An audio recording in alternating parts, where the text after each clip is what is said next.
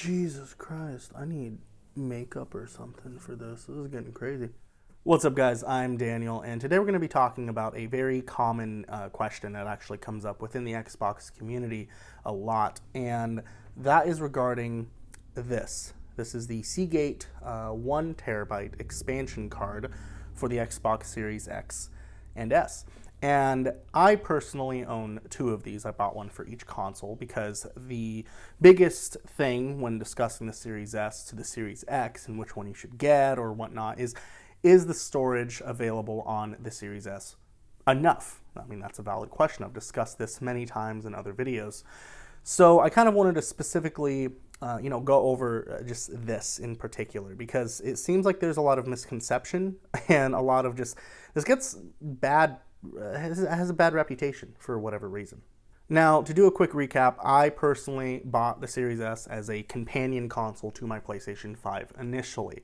One thing led to another, we had an affair, so to speak, and I ended up purchasing a Series X, and that's kind of been my de facto console. However, even after I bought the Series X, I noticed that, okay, I have 1 terabyte of memory, and that came to, I think, 800 something, or just under 800 gigabytes. I don't quite remember.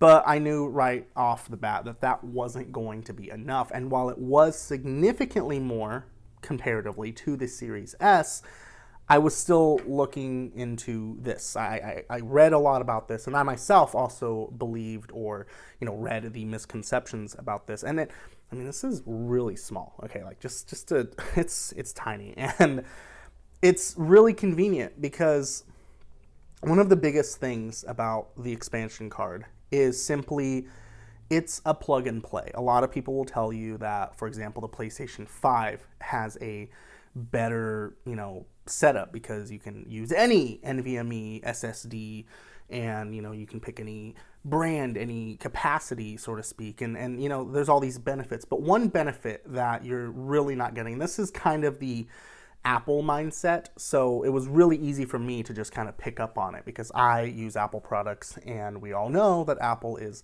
expensive and there's an Apple tax, but there's an ecosystem and there's a very big portion of convenience that you buy into when you purchase an Apple product and purchase multiple of them. And that's exactly what's happening with this, because this simply just plugs right in to the Series S or X. There's a big open slot on the back for it. And then it just works, right? Now, if you're tech savvy, or at least have, a good idea of how to Google something or watch a YouTube video, putting an SSD in the PS5 can be simple. I'm not saying it's more difficult. I am saying that, actually. Putting an SSD in the PS5 is factually more complicated than plugging this into the back. I feel like you can't argue that. You'd be kind of blinded if you're trying to tell me that taking the shell off the console, putting an SSD in, unscrewing the lid, and making sure you got the heat sink that fits, all that stuff is more complicated than essentially a memory card. And I think that's where we have to put our mindsets into for this. And this is the modern day memory card. Xbox has given us a convenient package the same way as we have with the last consoles I think we've had this experience with is with the 6th generation. I remember having my GameCube, I've had a PS2, and being able to just pop in a memory card, right? All your data. You could bring that memory card with you to a friend's house and then play your saved data there. And that's what this does, but on a bigger level, because you have whole games saved. And the reason why I have two of these, right, is not only because I have two Xboxes, I guess that's one reason, but more importantly is this saves me a lot of time because you can hot swap these between different consoles, and you don't even have to power off the system. You don't have to turn off the Xbox or go into the settings and do some special, unplug or disconnect or eject. You don't have to do any of that. All you have to do is basically make sure any games that you're playing on this are closed. Close the games out, go to the home menu of the Xbox, and just unplug it. Careful, the metal part does get a little warm because this acts as the heat sink, I guess, in a way. It kind of, dissipates the heat. So definitely hold it by the plastic. And there's even a little plastic cover that goes on this, so if you're traveling with it, you can, boom, put it in and, it comes with it. But other than that, you unplug it and then you take it to any other Xbox. And as obviously, as long as you are signed in to the account that owns the games on this card, you can play them. So when I play games on my Series S, I play specifically, first-person shooter multiplayer games. I play games like Rainbow Six Extraction is a recent one. I've been really enjoying that. Call of Duty Vanguard. Recently re-downloaded Black Ops Cold War, Battlefield 2042. Not as much because that game's kind of dead, depressingly. And then we have Halo Infinite. Those games I play the most. However, there are some instances where there's a game that I want to play, and my Xbox Series X is set as my home Xbox because that's the console everyone plays. So when a friend comes over, they play on that, and they don't have to have me signed in to play the game. It's called Game Share, if you didn't know.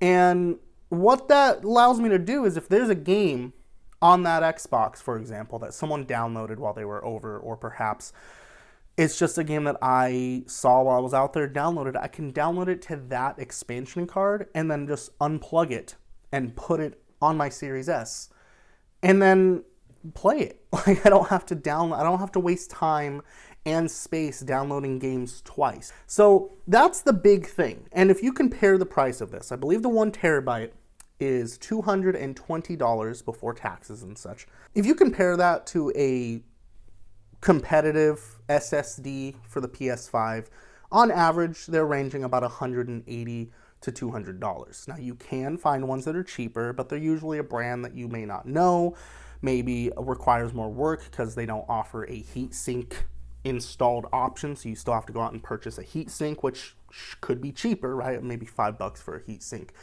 You do get the flexibility. It's essentially Android versus Apple in a way. You have more flexibility and optimization, personal optimization options on an Android device, right? You have you can personalize it, you can do all that. But on Apple, you know that it will just work. You download an app, you know that it's going to pretty much work with the iPhone, right? The iPhone comes with those apps built in that you know for a fact will work. And that's essentially what Xbox is doing with this. You plug this in and that's it. You don't have to do anything other than basically make sure that so there are only downfalls. There is some moments where I'll plug it in and it says that it doesn't have a strong enough connection, so I kind of just push it in a little more, kind of wiggle it a little bit, but that only happens like the initial plug-in. I don't know why that happens, but after I've been using it and everything, I can unplug and plug it back in no problem, and I have had zero issues with it.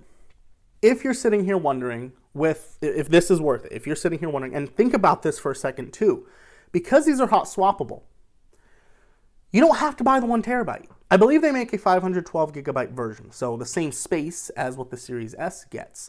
So if you're looking to just get a little more space, maybe you don't have the full $200 and you're just looking to get a little more space here, maybe you'll splurge there, and eventually you'll have a collection of these cards, especially for a digital library. It'll become to a point where instead of a shelf full of discs or game cases, you'll have a little drawer or a box, which is these guys. Just place it in the box, comes with a cover, remember. And then, you could always write on the cover with a Sharpie, whatever, maybe a little piece of tape, write labels. That's the only thing this is missing. If it had like a label or a place you could write on it, that would be perfect. But as of right now, this is worth the money. So don't let anybody tell you it's not. Yes, this costs almost as much as the Series S. But think about the long game, okay? And if you're holding out on the Series S because you think the X has more memory and it'll be worth it, and you're like, well, if I have to buy this anyway, I might as well get the Series X, I promise you're going to end up needing one for the Series X later. You can only manage games so much before, once we get into real, true next-generation games, you're going to be struggling to balance, download, re-download, delete, move to an external hard drive. I know there's other options out there. This is specifically just if you're wondering if this is worth it. And I will tell you, without a doubt, 100% yes.